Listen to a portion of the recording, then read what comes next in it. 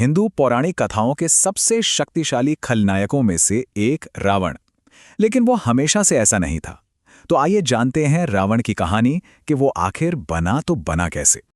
देखिए, इस कहानी की शुरुआत किसी जन्म से नहीं बल्कि एक भविष्यवाणी से होती है। एक ऐसी भविष्यवाणी जो ऋषि विश्रवा ने महत्वाकांक्षी कैकसी को दी थी। तो सवाल ये है कि ये भविष्यवाणी हुई कैसे। अच्छा, इसकी शुरुआत होती है एक बहुत ही अंधेरी और तूफानी रात से। कहते हैं कि कैकसी उसी अशुभ समय में ऋषि के पास पहुंची और ऋषि ने उसकी संतान की इच्छा तो पूरी कर दी, पर साथ ही ये भी कह दिया कि उसका स्वभाव बहुत क्रूर होगा। और हुआ भी बिल्कुल वैसा ही। ये भविष्यवाणी सच हुई दशग्रीव के जन्म के साथ। वही दशग्रीव जिसके 10 सिर थे, जबरदस्त बुद्धि और अहंकार की निशानी। और उसके बाद जन्म हुआ कुंभकर्ण, शूर्पणखा और हाँ, धर्म का साथ देने वाले विभीषण का भी। अब कहानी में एक बहुत ही दिलचस्प मोड़ आता है। यहाँ हम देखते हैं कि कैसे दशग्रीव और उसके भाई अपनी किस्मत को अपनी ताकत से बदलने की कोशिश करते हैं। तीनों भाइयों ने बहुत कठोर तपस्या की और जब ब्रह्मा जी प्रकट हुए तो सब ने एक एक वरदान मांगा। और देखिए, यहीं पर उनके असली स्वभाव का पता चलता है। जैसे विभीषण ने हमेशा धर्म के रास्ते पर चलने का वरदान चुना। दशग्रीव ने वरदान तो मांग लिया कि उसे देवता और राक्षस न मार पाएं, लेकिन अपने अहंकार में वो इंसानों से सुरक्षा मांगना ही भूल गया। और यही छोटी सी भूल आगे चलकर उसके अंत की सबसे बड़ी वजह बनी। अब इतनी जबरदस्त शक्ति मिलने के बाद दशग्रीव का पहला काम क्या था? जाहिर है, एक राज्य पर कब्जा करना। उसने अपना राज बहुत ही सधे हुए तरीके से स्थापित किया। पहले तो उसने लंका पर कब्जा किया, अपने सौतेले भाई कुबेर को वहां से निकालकर। फिर अपनी सेना और भाइयों के साथ वहां अपना वंश शुरू किया। और फिर ताकत बढ़ाने के लिए शादी ब्याह के जरिए बड़े बड़े गठबंधन बनाए। और इन्हीं सब में सबसे खास था उसका खुद का विवाह, जो हुआ महान वास्तुकार माई की बेटी मंदोदरी से। इसी विवाह से उसका सबसे ताकतवर बेटा मेघनाद पैदा हुआ, जो बाद में इंद्र को हराने के बाद इंद्रजीत के नाम से मशहूर हुआ।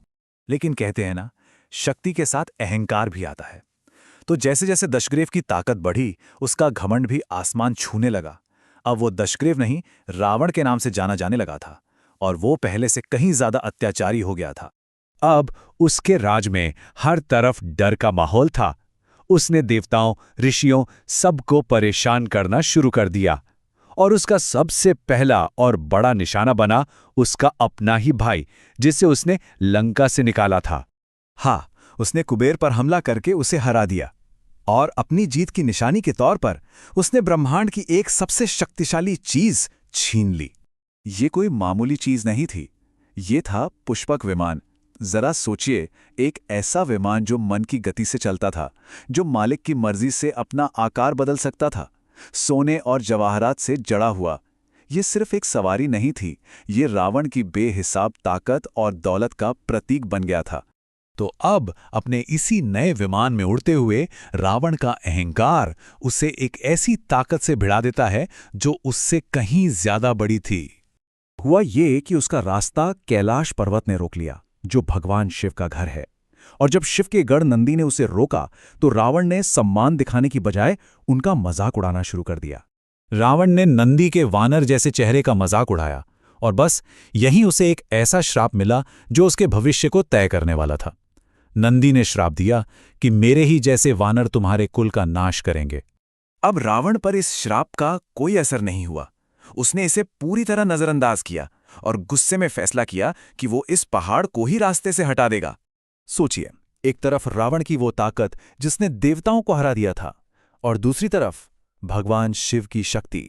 जैसे ही रावण ने पहाड़ को हिलाना शुरू किया, शिव ने बस अपने पैर के एक अंगूठे से उसे दबा दिया और रावण के हाथ उसी पहाड़ के नीचे फंस गए।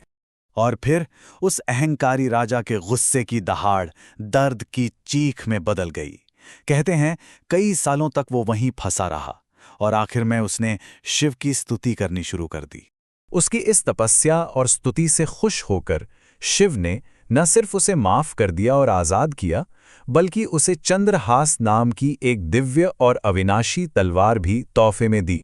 तो देखिए, ये एक घटना कितनी जरूरी है असल में इसी एक किस्से में रावण की पूरी कहानी का सार छिपा हुआ है। वो कैलाश से पहले से कई ज्यादा ताकतवर होकर निकला। उसके पास अब एक दिव्य हथियार भी था, लेकिन साथ ही उसे वो श्राप भी मिल चुका था जो आगे जाकर उसके विनाश की नींव रखेगा। तो आखिर में एक सवाल बचता है, क्या रावण का वो भयानक अंत उसके जन्म के साथ ही लिख दिया गया था, या फिर ये उसके अपने अहंकार और फैसलों का नतीजा था, एक ऐसा रास्ता जिससे शायद वो बदल सकता था।